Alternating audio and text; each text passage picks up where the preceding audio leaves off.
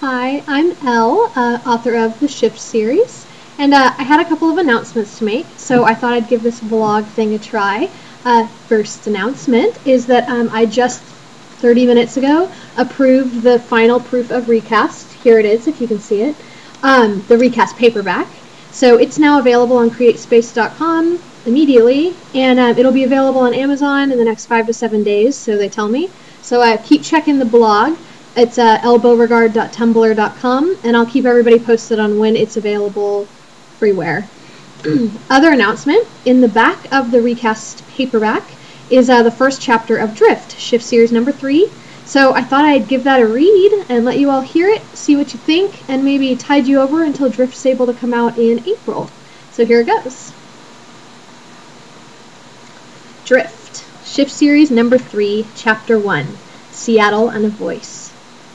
"Lily, come with me," I gasped, too loudly, my head shooting from the back of the seat. I'd almost fallen asleep, the roar of the plane's engines disappearing, suddenly replaced by the glorious and terrifying sound of Drake's request. Glorious because his voice, so perfectly recalled by my mind as it teetered on the edge of unconsciousness, sent a warm wash of calm over my nerves. Terrifying because he wasn't here. He wasn't with me.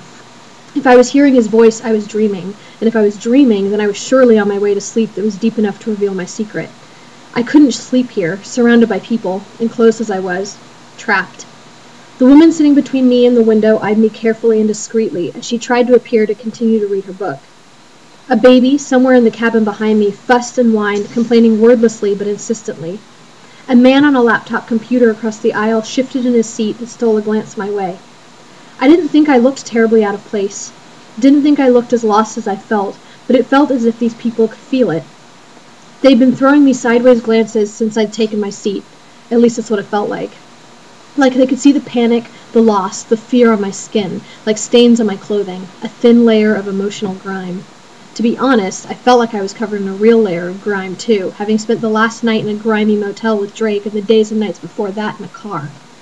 I smiled sheepishly and shook my head as if laughing lightly at my own silly behavior, a common mannerism. It was amazing how easily I could lie now, how fluidly I could maintain my role. Not just my appearance, though even that had been an accomplishment just months ago, but the story, the lie that accompanied my looks. That I was this person, Lorelei J. Beignet, and not Leah Brayton. It wasn't this role specifically. It wasn't Lorelei herself that was so easy a part to play. I'd only taken this appearance some hours earlier. But the simple fact that I was acting with a stranger's face, a stranger's name, that had become routine. It didn't bother me the way it had at first. I'd have rather just been me, just been Leah, sure. But I'd have lots of names, many faces in the last weeks. Leah Brayton was many people, as surely as she was no one.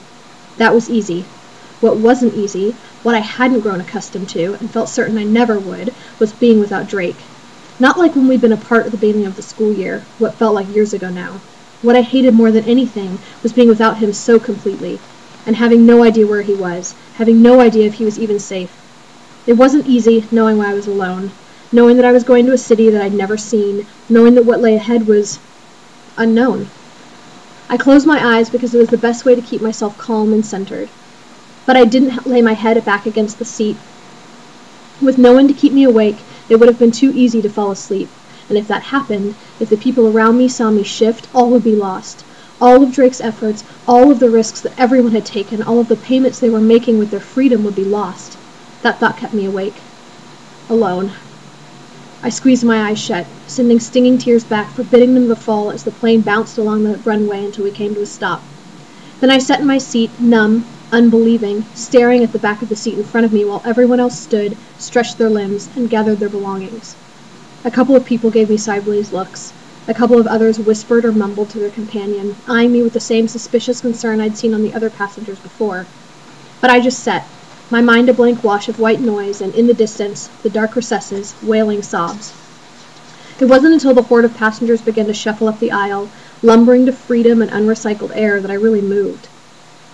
I pulled my duffel bag out from under the seat in front of me and looped it over my shoulder as I stood and joined the jostling, slow-moving line. A stewardess thanked me for riding Delta Airlines as I left the plane, but I didn't realize it until I was too far past her to respond. Stepping from the breezeway into the airport, I scanned the terminal that lay ahead of me. I'd never been to Seattle. I wasn't even sure that I'd ever traveled this far north. I didn't think I'd even ever had a layover here in the few travels I'd taken with my family. So while everyone bustled away from the gate toward wherever they were going next, I realized that I had nowhere to go. No one to see, no one I even knew here, in this whole city. Because I couldn't think of anything else to do and the chair seemed so easy and available, I sunk into a seat and stared at the carpet without really seeing it. I was cold. I'd been cold since I walked onto the breezeway at Epley Airfield in Omaha, Nebraska, and watched Drake until he disappeared behind the gray metal door the stewardess had closed between us. Just another inescapable image branded into my picture memory. An indelible scar, like the sight of Drake sitting on the blanket where I left him at the end of last summer, like my mother's sad eyes when I said goodbye to her those weeks back. Like the vampire killing the reporter at the protests that had prompted us to run, that had revealed us all, and in doing so, taken my parents, my aunt, and now my other half, my Link, my Drake, away from me. I realized someone was whispering, mumbling nearby, and I had a feeling that it was about me, though I couldn't hear what they were saying. You need to get up, I thought to myself, but even the thought wasn't completely formed. Miss? I looked up to see a man in a suit beside me. A flicker of horror ignited in my chest, but as soon as I had the thought to be terrified, I registered his kind eyes. This observation came too slowly, however, to stop the quiet gasp and wide eyes that seeing his black suit elicited. He tilted his head and angled his body so he could see me better, concern filling his expression, deepening from what it had been before. Are you all right? He asked, his brows furrowing. Do you need help? I pulled away from him, shrunk against the chair's armrest, unable to tell my body not to. I'm fine. He didn't look convinced, but he stood up and walked away without arguing, and I was grateful.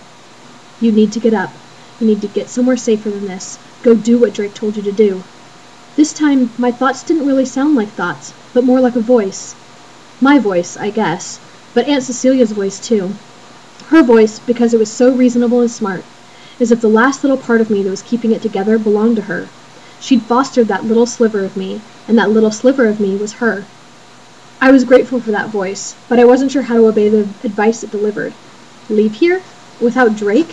Why couldn't I just stay here and wait for him? The next voice I heard with any recognition was decidedly outside of myself.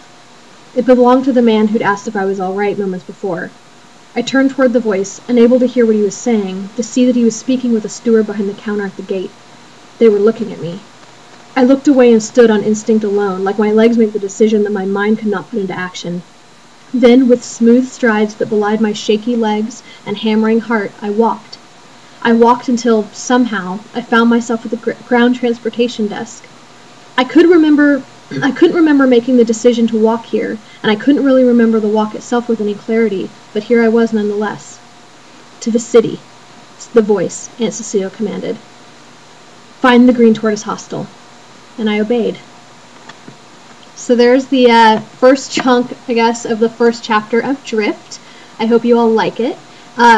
It's due out about mid-April. Right now Drift is with the first beta reader, and then it'll go to the second with a little gap in between while I have some time to do some revisions.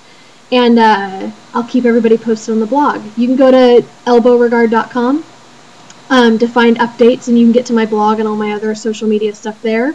Or you can do ellebeauregard.tumblr.com. I'll keep everybody posted, and until then, thank you so much, and happy reading!